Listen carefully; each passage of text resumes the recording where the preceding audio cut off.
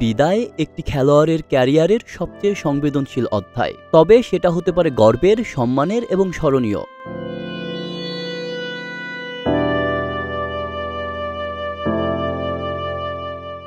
শ্রীলঙ্কার অ্যাঞ্জেলো ম্যাথিউসের বিদায় ঠিক তেমনই।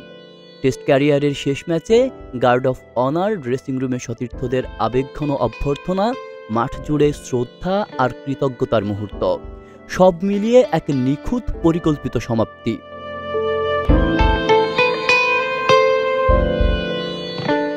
অথচ বাংলাদেশে বারবার আমরা দেখি এক অন্যরকম চিত্র, যেখানে বিদায় আসে হঠাৎ, নিঃশব্দে বা বিতর্কে।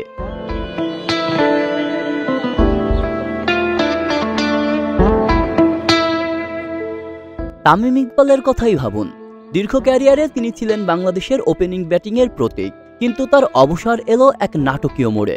প্রেস কনফারেন্সে আকস্মিক ঘোষণা, এরপর প্রধানমন্ত্রীর ফোন পেয়ে সিদ্ধান্ত বদল, আবার পরে আংশিক বিদায়। তার মতো একজন অভিজ্ঞ ব্যাটসম্যানের কি এভাবে বিদায় জানানো উচিত ছিল?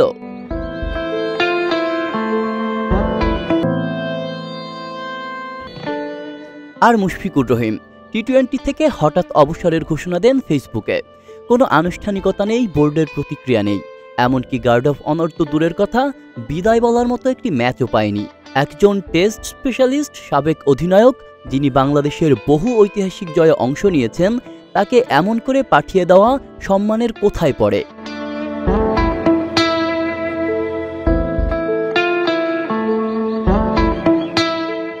এমনকি মোহাম্মদ আশরাফুল, যিনি একসময় বাংলাদেশের সবচেয়ে জনপ্রিয় ক্রিকেটার ছিলেন এবং ইতিহাস গড়েছিলেন অস্ট্রেলিয়ার বিপক্ষে কিশোর বয়সে সেঞ্চুরি করে, তাকেও ফিরতে হয়েছে বিতর্কের ভেতর দিয়ে। নিষেধাজ্ঞা শেষ হওয়ার পরও কখনোই তাকে বোর্ড একটি আনুষ্ঠানিক বিদায় দেওয়ার কথা ভাবেনি।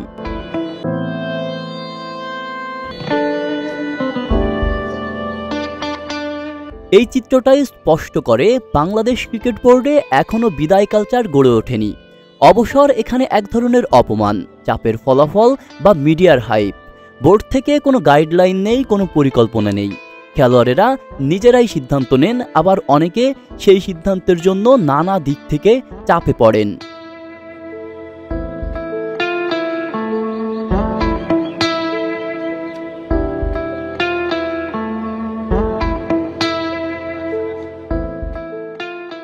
অন্যদিকে অ্যাঞ্জেলো ম্যাথিউসের বিদায় এর পুরোপুরি বিপরীত।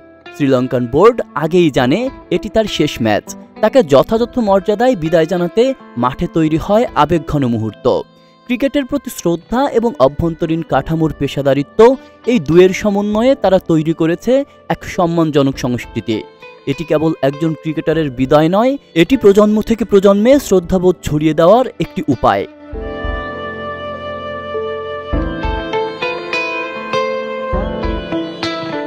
বাংলাদেশ ক্রিকেটে এই বিষয়টি ভয়ানকভাবে অনুপস্থিত। আমরা জানি না সাকিব আল হাসানের বিদায় কেমন হবে, অর্থাৎ একদিন হয়তো শুনবো তিনি আর খেলবেন না, না কোনো গার্ড অফ অনার, না কোনো সংবর্ধনা, অথচ তিনি বাংলাদেশের সবচেয়ে সফল ক্রিকেটার।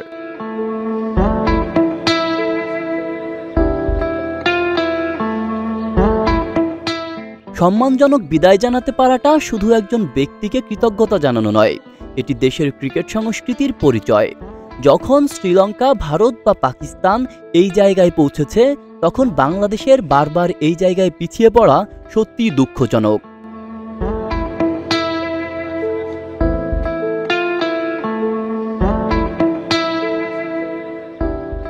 আব্দুল্লাহ রফসান জনি, ঢাকা প্রকাশ।